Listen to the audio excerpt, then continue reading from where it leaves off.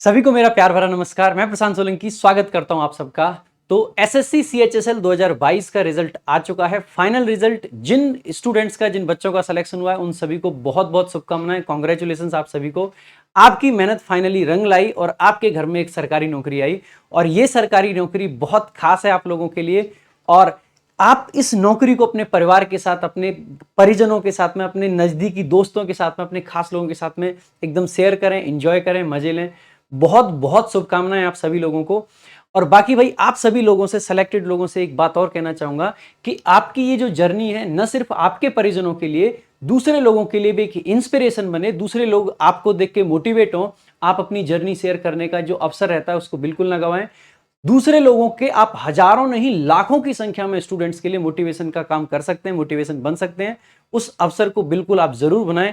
आप सभी लोगों को एक गूगल फॉर्म का लिंक मिलेगा। इस गूगल फॉर्म को कंप्लीट आपको भरें अच्छे से और आप अपनी जर्नी हमारे साथ शेयर करें। हम आपकी जर्नी को हर एक बच्चे तक लेके जाएंगे।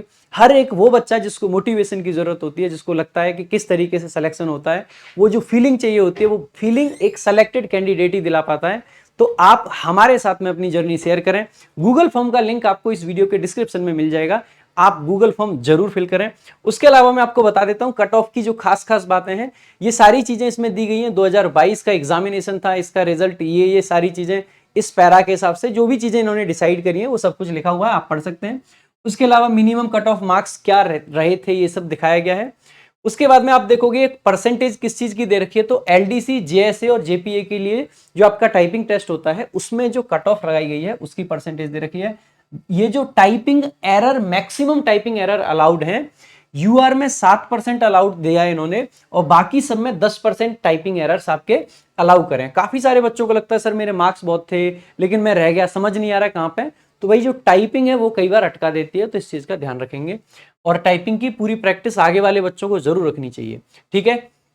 तो इस चीज को हमेशा ध्यान रखेंगे।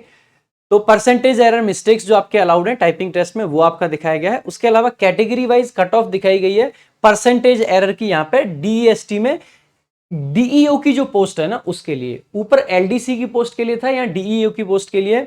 और इसमें बाकी सारी कैटेगरी में 7% अलाउड है और यूआर कैटेगरी में 5% एरर आपका अलाउ किया गया है। उसके अलावा देखो एक चीज और है, क्योंकि एक शिफ्ट में पेपर था, 360 नंबर के बेसिस पे सारी मेरिट बनानी है। ऐसे में कुछ ऐसा भी रहा होगा, जैसे मान लीजिए मिनिमम कट ऑफ आपकी लगभग 278-70 के करीब गई है। उस नंबर पे आपके भी उतने मार्क्स थे, आपके दोस्त के भी उतने मार्क्स थे। हो सकता है कि एक बच्चे का सिलेक्शन हुआ, एक का नहीं हुआ।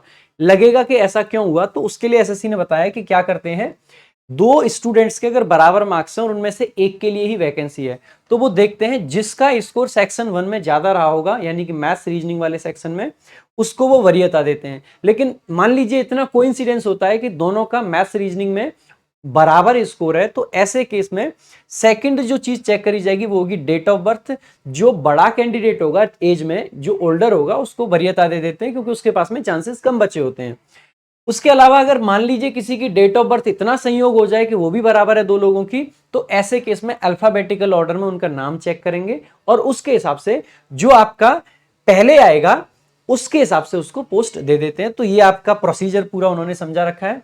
इसके बाद में बताया कि वैकेंसीज आपकी कितनी थी। जैसे ईडब्ल्यूएस में 345 वैकेंसीज थी और 346 लोगों को रिकमेंड करा है, ठीक है। अब बहुत सारे लोगों को लगेगा 340 क्यों, तो उसका क्लैरिफिकेशन यहाँ पे दे रखा है कि जो एक ईडब्ल्यूएस का कैंडिडेट है हॉरिजॉन्टल कैटेगरी से क्वालिफाइड, वो क्वालिफाई किया है अगेंस्ट यूआर वैकेंसी, ठीक है। तो यूआर की वैकेंसी के अगेंस्ट।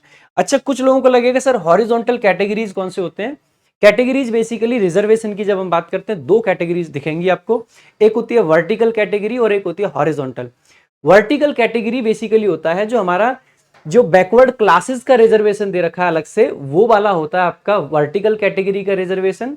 और उसके अलावा जो डिसएडवांटेज्ड ग्रुप्स होते हैं, लाइक वुमेन हो गई, चिल्ड्रन हो गए, उसके अलावा आपके ट्रांसजेंडर वगैरह हो जाते हैं, वो वाला जो रिजर्वेशन है उसको हॉरिजॉन्टल कैटेगरी का रिजर्वेशन बोलते हैं। तो आपको यहाँ पे कंफ्यूज होने की जरूरत नहीं है।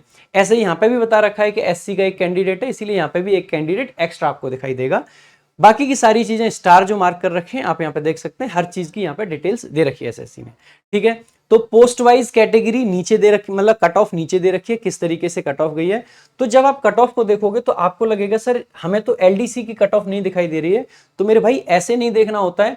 एसएससी की जब भी कट ऑफ आती है, चाहे सीजीएल की हो चाहे सीएचएसएल की, तो पोस्ट का कोड आता है, वहां पे पोस्ट का नाम नहीं आता है, क्योंकि बहुत सारी पोस्ट अलग अलग हैं। तो अगर आपको मान लीजिए एलडीसी की और किसी एक विशेष मिनिस्ट्री में कट ऑफ देखनी है, तो आपको इसी पीडीएफ में नीचे जाना पड़ेगा और नीचे जाके आपको जिस पोस्ट में आप इंटरेस्टेड हैं और जिस पोस्ट की कट ऑफ आप देखना चाहते हैं, उस कट ऑफ का कोड नंबर यहां से देखना पड़ेगा। जैसे L01 जो है वो एलडीसी की पोस्ट है जेएसए, और जो कि डायरेक्टरेट जनरल बॉर्डर रोड्स, जो बीआरओ बोला जाता है, मिनिस्ट्री ऑफ डिफेंस के अंदर जो आता है, उसकी कट ऑफ है, मतलब उसके लिए पोस्ट कोड है ये। ऐसे ही L02 जो पोस्ट कोड है ये आपका होता है कैंटीन स्टोर डिपार्टमेंट, जो आर्मी वाले लोग और उनके लिए होता है, मिनिस्ट्री ऑफ डिफेंस के अंतर्गत ये भी आता है।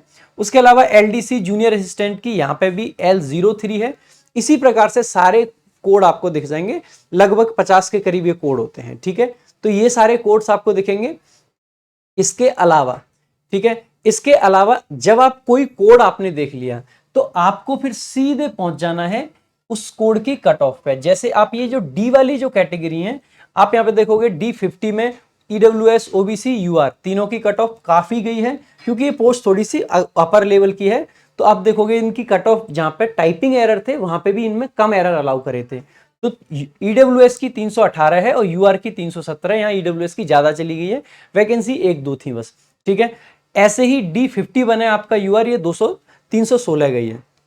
बाकी आप में से बहुत सारे लोगों को लग रहा होगा कि यहाँ पे ये जो अलग से सेक्शन 1 के मार्क्स मेंशन करें, ये क्यों करें।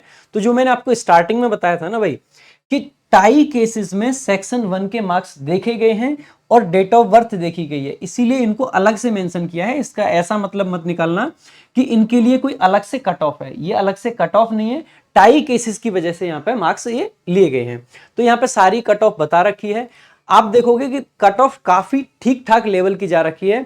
सिंगल पेपर था, नॉर्मलाइजेशन नहीं था, उसके बावजूद भी 360 में से आप कट ऑफ देखोगे 300 के ऊपर तक भी आराम से गई है। और जो वो एक पोस्ट है जो आपकी डीईओ वाली पोस्ट है, उसमें कट ऑफ 315 प्लस गई है, ठीक है। बाकी आप देखोगे यूआर की यहाँ पे 307 है, L21 आपका जो कोड है, उसके अलावा यहाँ पे 285 है, ओबीसी में भी 283 है। बहुत ज्यादा डिफरेंस यहाँ पे आपको नहीं दिखेगा अलग अलग पोस्ट में। तो ये सारी पोस्ट हैं, ये इनकी कट ऑफ है। एक बार मैं फिर से आपको बताना चाहूंगा, जो कट ऑफ आपको देखनी है कोड देखिए और यहाँ पे चेक कर सकते हैं, ठीक है। और याद दिलाना चाहूंगा भाई, इस गूगल फॉर्म का आपको, आपकी जो सक्सेस स्टोरी है वो लाखों लोगों के लिए मोटिवेशन बनेगी। और जब लोगों के लिए आप मोटिवेशन बनते हो, वो चीज आपको आगे तक इंस्पायर करेगी लाइफ में और आगे बढ़ा करने के लिए, क्योंकि आप ऑलरेडी लोगों को इंस्पायर कर रहे हो। तो अपनी इंस्पिरेशन स्टोरी हमारे साथ जरूर शेयर करें, हम आपकी स्टोरी को लाखों कैंडिडेट्स तक लेके जाएंगे। उसके अलावा अगर आप लोग यहाँ पर गूगल फॉर्म को कंप्लीट फिल करोगे तो हमारी टीम की तरफ से आपको कांटेक्ट भी किया जाएगा, आपको कांग्रेचुलेशंस भी बोला जाएगा। और जो बच्चे इंटरव्यू में इंटरेस्टेड हैं उनको आदित्य सर के साथ, हमारे साथ, बाकी सारे फैकल्टीज के साथ इंटरव्यूज देने का मौका भी जरूर मिलेगा। तो सारे लोग गूगल फॉर्म जरूर भरें, गूगल फॉर्म का जो लिंक है आपको डिस्क्रिप्शन में मिल जाएगा। बाकी जिन लोगों का बाई चांस किसी भी कारण से सिलेक्शन नहीं हुआ है, हिम्मत नहीं हारनी है दोस्त, लगातार लगे रहना है, जुटे रहना है। ध्यान रखिएगा, 3 P आपको हमेशा ध्यान रखनी है, जो आपकी लाइफ में सफलता का सबसे बड़ा कारण बनती है। पेशेंस, परसिस्टेंस और आपका परसिवरेंस। इन तीनों चीजों को ध्यान रखें, लगातार लगे रहना है, ठीक है। आज नहीं हुआ कल जरूर होगा, अरे एक दिन जरूर होगा। लगे रहिए, मेहनत करिए, ढंग से मेहनत करोगे, ऐसा संभव ही नहीं है कि सिलेक्शन ना हो, जरूर होगा। बस एक बार फिर से कहूंगा कि लगातार जुटे रहना है, लगे रहना है, हिम्मत नहीं हारनी है और उदास बिल्कुल नहीं होना है। सो आज के लिए सिर्फ इतना ही। Thank you so much. जय हिंद, जय भारत।